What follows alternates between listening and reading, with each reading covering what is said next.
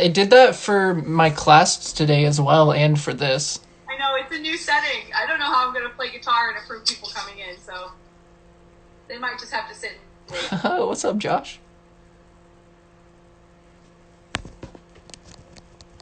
Okay. See you live. I'm going to join you. What's up, Josh? Request to join. I'm gonna mute my computer so I can't hear myself. Perfect. There's your.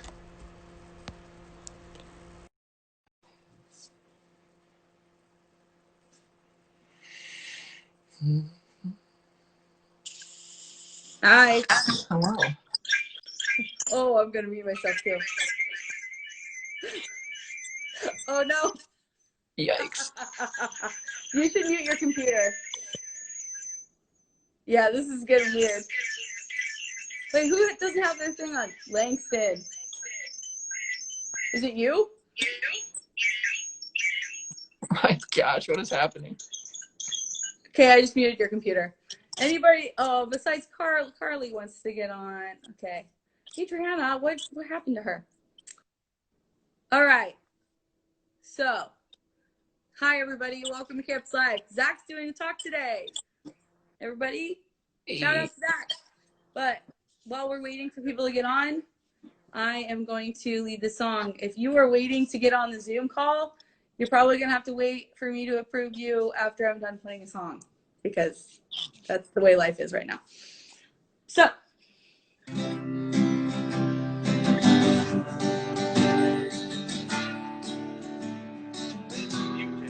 you are not hidden.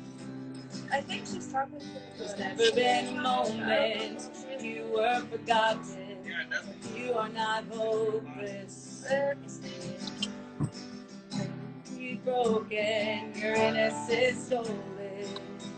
I hear you whisper underneath your breath. I hear your SOS, your SOS. I will send out an army to find. I'll unmute myself. Find you in the middle of the darkest night. It's true, I will rescue you. There is no distance that cannot be covered over and over. You're not defenseless. I'll be your shelter, I'll be your armor. I hear your whisper underneath your breath. I hear your SOS, your SOS. I will send out an army to find you in the middle of the darkest night. It's true, I will rescue you. I will never stop marching to reach you in the middle of the darkest night. It's true, I will rescue you. I hear you whisper underneath your breath. I hear you whisper you have nothing left. I will send out an army to find you in the middle of the darkest night. It's true, I will rescue you. Oh, I will never stop marching to reach you in the middle of the hardest fight. It's true, I will rescue you. I will send out an army to find you in the of the darkest night, it's true. Oh, I will rescue you.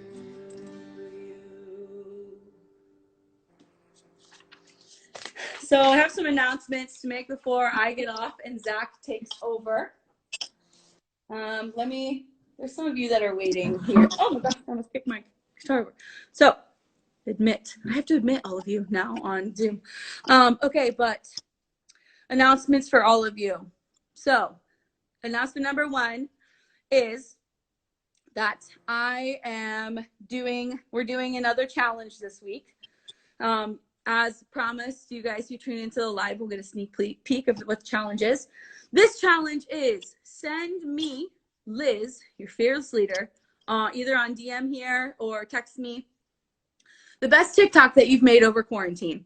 So whether you've made one now or you can make one this week, but by Thursday evening, send me your best TikTok, and I'm going to post all of them.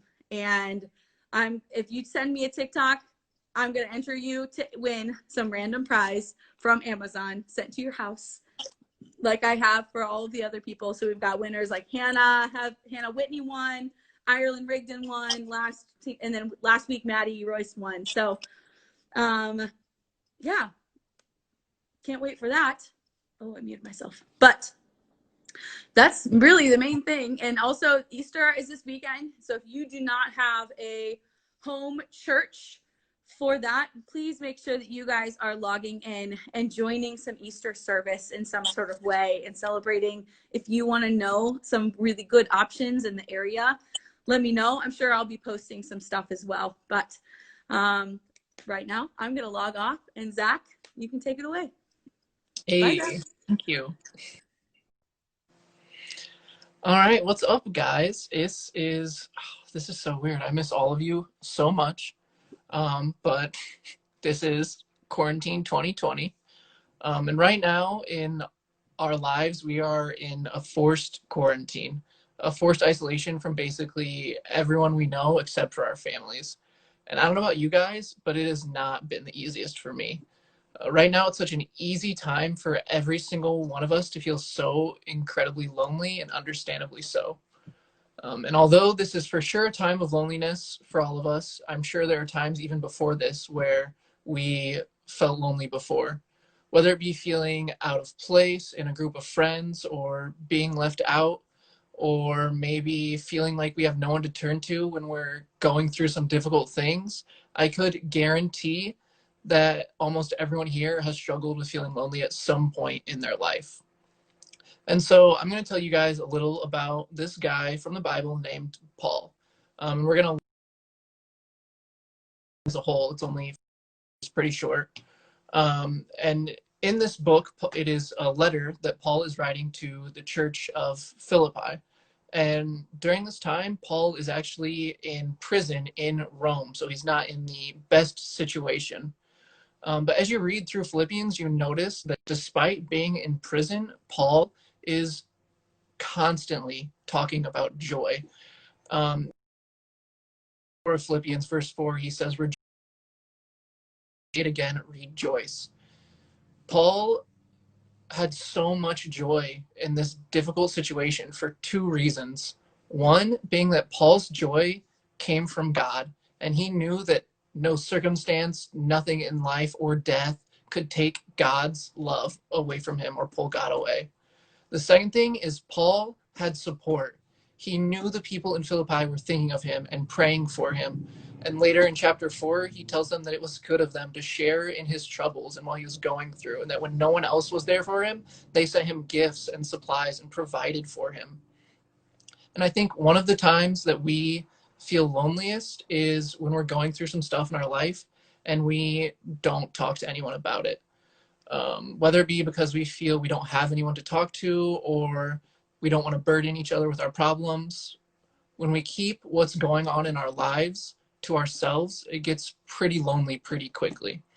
And so one of the reasons Paul was so joyous despite prison was because he had people to share in his troubles. We aren't meant to go through life alone and just be to ourselves.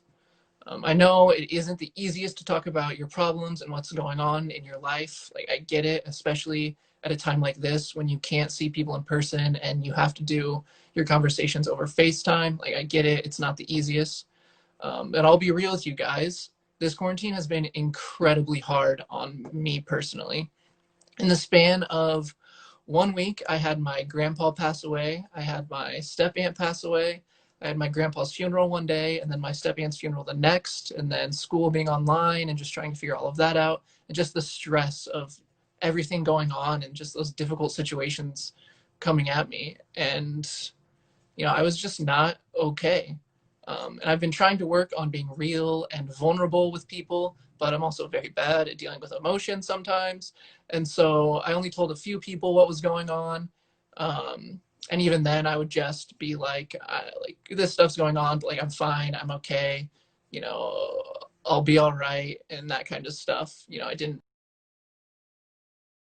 know it was affecting me. Then I was in a campus life small group, and Liz broke us up into like smaller groups. So it was just like 2 or 3 people. And I was just going to be, and the person I feel like, we become close friends, but you say I had a lot going on and a lot was stacking onto my plate, and just be pretty surface level with them. Then Liz joined our group because it was just us two, and she kind of called me out and was like, Zach, tell them what's been going on recently. And so I was a little more real and just talked about all of the crazy things going on in my life, just in the past 5 days. And so fast forward to this past Friday, I had my grandpa's funeral the day before, and then I just gotten done with my step aunt's funeral, and I was just feeling like such a mess, but I didn't want to talk to anyone about it or burden anyone with that. And I just felt so alone and not really sure what to do with everything that was going on, and just didn't feel like talking to anyone about it. Then the same person that Liz got me to be real with randomly FaceTimed me, literally just to check up on me and see how I was doing with everything that was going on and with school at the same time. And I could have still just been surface level, but I was real with them. I told them that, I honestly wasn't okay. Having two close family members' funerals within 24 hours was hitting hard. And, they listened to me and were there for me. And we just talked for like 25 minutes about what was going on in our lives and just random stuff. And genuinely, I can't even fathom to you how helpful that was. That that's something that wouldn't have happened. That conversation, that FaceTime wouldn't have happened if I wasn't real with that person earlier, if I didn't tell them what was going on and even give them the opportunity um, to be there for me and be an amazing person and friend. Another quick story. I want you guys to picture this. In elementary school, a teacher had a jar for her class. Every time the class did something good, she would put a marble into the jar. And every time the class did something bad, she took one out. And you need to find friends in your life who add marbles to your jar. Friends that show that they are trustworthy, that they care for others, that they care about you. You don't need to talk to everyone about all your problems, but you need to find those marble jar friends who have earned the right to hear your story and know you.